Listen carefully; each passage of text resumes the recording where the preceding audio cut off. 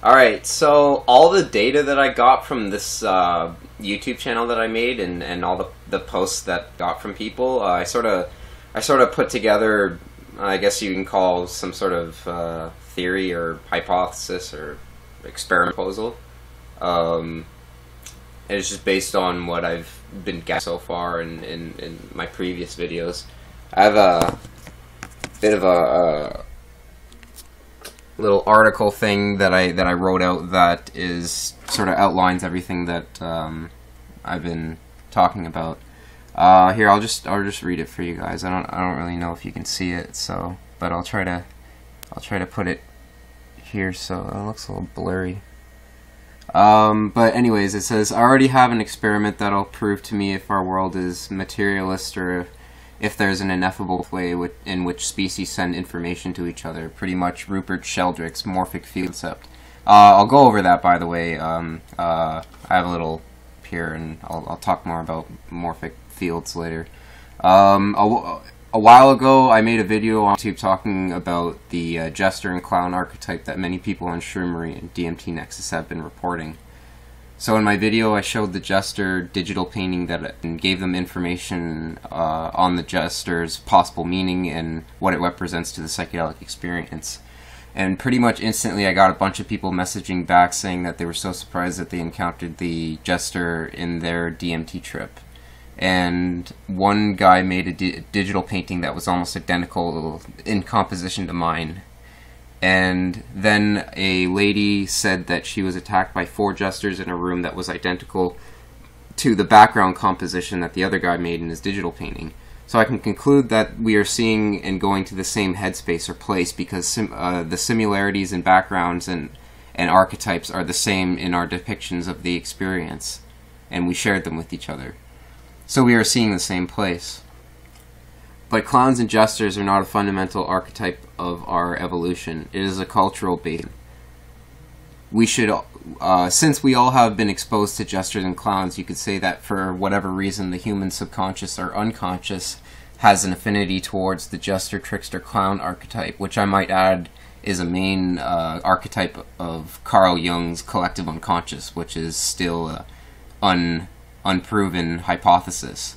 So now we need to do this experiment. We need to conduct Rick Strassman's experiment, and I'll go later into that, on a culture that has no reference to the jester or clown archetype.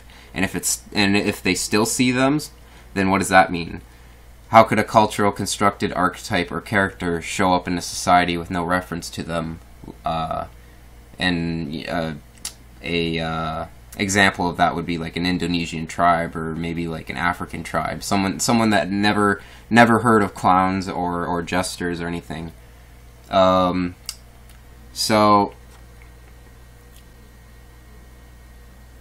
I don't really know if you know, consciousness does exist non-locally, but I don't think there's enough evidence to say for certain.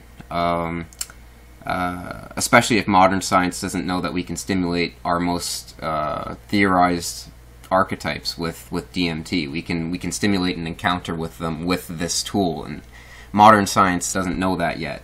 So here's the information that we compiled so far. So psychedelics increase pareidolia because it affects our pattern recognition. And what pareidolia is it's a psychical phenomenon involving a stimulus, an image or a sound, wherein the mind perceives a familiar pattern of something where nothing actually exists.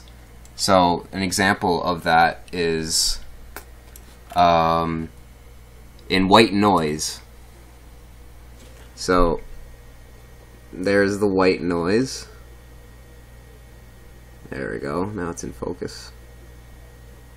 So with low pareidolia abilities, you would only be able to see white noise, and white noise is a maximum entropy signal, apparently. That's what I looked up. But if you take a psychedelic and look at white noise pareidolia, it's put into overdrive, and the white noise turns into this, which is, this is Luke Brown's painting. You can look him up. He's a psychedelic artist that does a lot of very accurate depictions of the space, and this is another artist called Acid Flow. So right away you can see that all of this is the product of pareidolia. Now in the last picture you also have the jester archetypes, and now it could be a coincidence maybe, but if you map the occurrence of jester in psychedelic pareidolia, you will find that it occurs more than any other archetype. So you can say now that our minds have an affinity towards the clown archetype for whatever reason, and the faces and eyes in this are due to our pattern recognition and increase in facial recognition, and that ties in with the pareidolia because it has to do with the facial recognition. So now it gets complex. If you give DMT to an untouched Indonesian tribe that's never had the cultural reference for clowns and archetypes and still sees them, when you ask them to identify with clowns in carnival imagery afterwards, if they do, what does that mean? Could that mean Rupert Sheldrakes' morphic fields may not be so far-fetched? I wonder if there is an ineffable force that sends information between one species, and that has to do with morphic fields. He says that other species can learn specific traits through some sort of non-local information pathway that we don't really understand. This goes back to the YouTube video I made, and you can look this up. It's called my first jester DMT, explaining the jester. So I said I made a video about the clown and jester archetype showing my digital painting, and literally a day after I posted that video on YouTube, another artist posted this gem, and this is a link to his. Yeah, this is his Facebook page, and this is Aussie Pixel. He's in one of the jester videos that I made. You can see his comment there, but he responded in saying that he was so surprised that he saw the jester, and then he sent me this, and he was responding to my digital painting, which was this. So obviously you can see some pretty interesting similarities in the composition and color.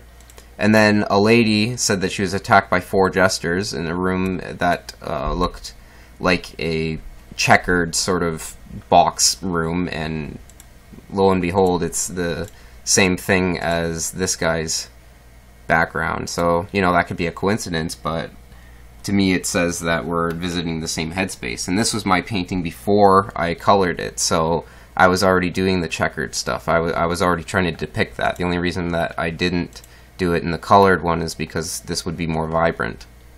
So that was my original one. So obviously you can see the similarities between what she said that she saw, and you can look this up in my jester video.